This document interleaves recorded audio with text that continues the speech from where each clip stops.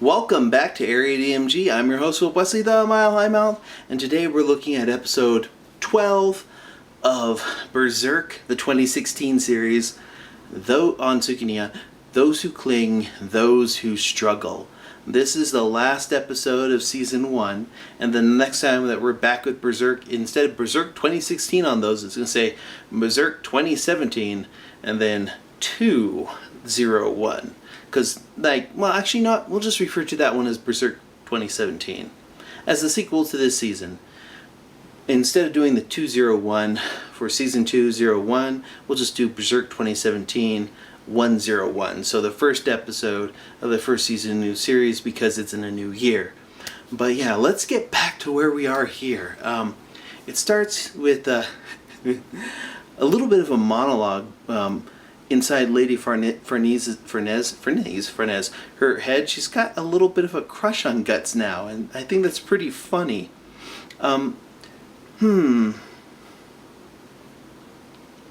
He's kind of reassuring and warm to her in her mind because he's confident on his own without the crutch of dogma. You see, let me tell you a little bit about what attracts other people to other people. And guess what? The first things first is confidence, confidence, confidence. If you know who you are, other people will know you by what you do, what you say, and who you are and how you present yourself. And those are what make people attractive to other people.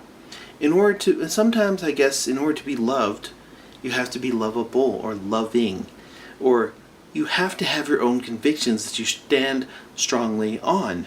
And Guts does that. Guts is, he's like, these are impossible odds, but I'm going to live through it. I'm setting my mind to that, and that's what I'm going to do. So Guts sets out to do that, because Guts is all like, hey, sun comes up, these things will be a lot weaker, it'll be easier to fight through, but for now, grab your torches, everyone. We're going to burn our way out, which is awesome. And then we're given a little bit with Nina, who has fallen on hard times, or rather, off the tower thing through a small roof area onto a bed. She's just lucky she didn't go splat on the floor. But yeah, she's kind of got like a sprain or a break on her leg, so she's just struggling through there, and she's all like, oh no. Then that crowd of people who are running from the glob of hatred almost run her over, but she's saved by Luca. And Luca is always awesome. She saves Nina, even though I'm not a fan of Nina, and she does stuff Nina into a barrel, which I have to appreciate that. And then we go back to Guts, who continues to be the best damn hero in anime ever, and he encourages Serpico and Farnese to protect the back of the group from the pink ooze, which we're going to call the Pews, or the Schmooze, kind of like I think the Schmooze is like a Milo Pony villain from the movie. I have young nieces, and I got them the old movie for that. I didn't realize that there was so much actual violence in a lot of those old 80s cartoons, where I'm like, I don't know if that's really appropriate. Oh well, happens. But anyways, they're fighting off the pink ooze of hatred, or what I'm going to call it from now on, the Pews. And then we get a little bit of a Nina in the barrel moment, and Nina just kind of like realizes she's afraid because she wants to live. Which, that's a decent justification for survival. Some justifications, things for survival is, yeah, I'm not afraid of death, I just want to live a little longer. But then there are people who are afraid of death, afraid of bad things, so they go out of their way to avoid them, to cope with them. It's a coping mechanism, which Nina uses. Nina's staying in her little barrel, and she's like, starts coughing up blood again, because goodness knows what horrible diseases she has. Anyways, she's just like, oh, my blood is warm. I'm warm. And then she just does this whole huddling in the barrel thing, which is, the barrel's getting tossed over everywhere, and you hear stuff in the outside of the barrel, and it's, it's like, oh man, this barrel is probably floating in the horrible poos right now. The pews. And then anyways,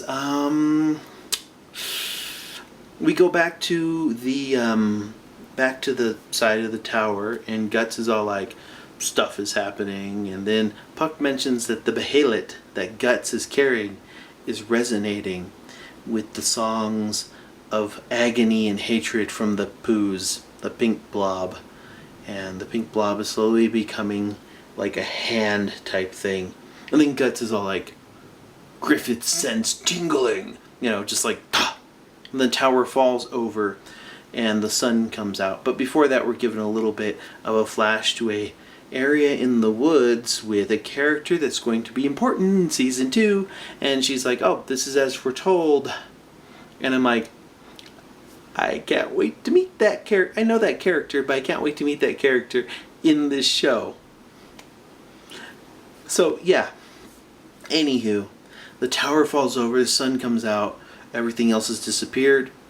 Nina survived in her barrel, and Luca survived by hiding in a well, and then the Kushin appear. And they attack, and then, Azin is still alive because he's awesome and can't die, and that's good because he's a great character.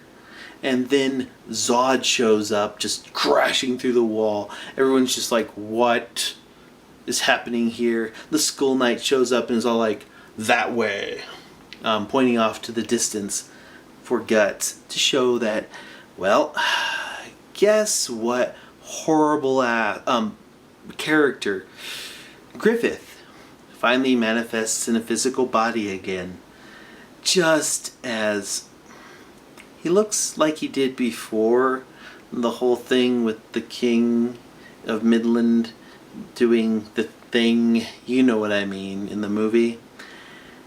Yep, and the Kushan forces are like, well, they're here to capture Griffith and take on Zod. And this leads to fights between them and Zod, and they're of course badly losing. I think one of the most awesome sequences in this part here, Zod shows up and Zod does this little bow toward Griffith. And I'm just like,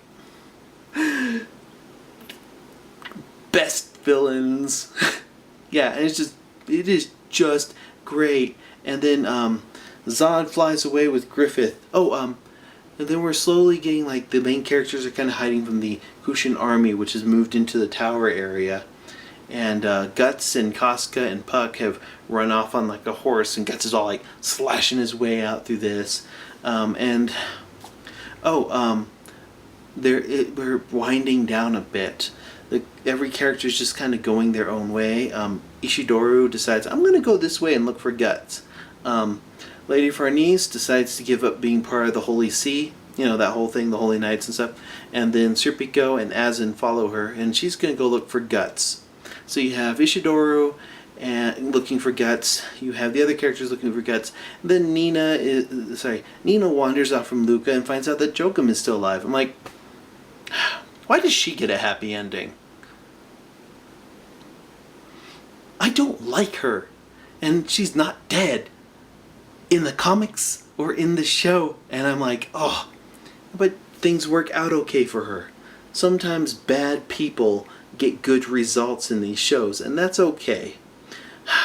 Well, she's wandering her own way. She'll probably end up crossing paths with our characters at some point. And then Luca is there with her, the remainder of her group and her soldier boy there, and I think they're going to stay there, but they might just follow, they might end up just following Lady Farnese, because this can't be the end of us seeing Luca.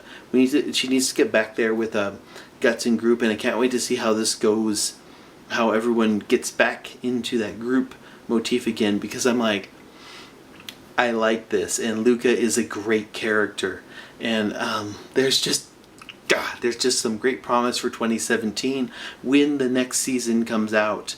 And I am hoping that this means that they'll take some time to upgrade the animation and the Blu-rays for this and the eventual English Blu-rays for this. I'm just like, this show started a little rough and I wasn't sure if I was going to review it. But there's a game coming out for the Vita and the PlayStation 4 and the PC for this, and I'm like, yeah, I'm reviewing this because I like Berserk. It's a good series. And while some of this was a little iffy because of the animation, and the stuff they were skipping, it pulls through, and I know it's not following the manga perfectly, or at some points at all, but it's been an entertaining story, an entertaining ride, and I'm looking forward to 2017 when we get more episodes of this. And yeah, I liked it. What do you think? Do you think they're going to improve the animation for the second season? Because I could really see them doing that, because they'll have much more of a budget for the second season, especially if this season was fairly successful. So yeah, I'm looking forward to it. I really liked this. I liked where they ended this. You've got a clear goal or look for season 2, and yeah, that works out okay. It's kind of like, to me, the end of this arc was kind of the end of the prison arc in The Walking Dead, where everyone's separated and then they get back together on their way toward Alexandria, on the road to Alexandria, you know, the whole terminus and all that stuff. So our characters are going to have their road to Alexandria and terminus moment opening up in the second season of this. So yeah, I liked it. Let me know in the comments below what you thought of this. Go ahead and like the video, subscribe if you haven't already, and go ahead and share this with your friends, foes, and whatever. Just go ahead and share the video. And until the next video comes out, you are now caught up.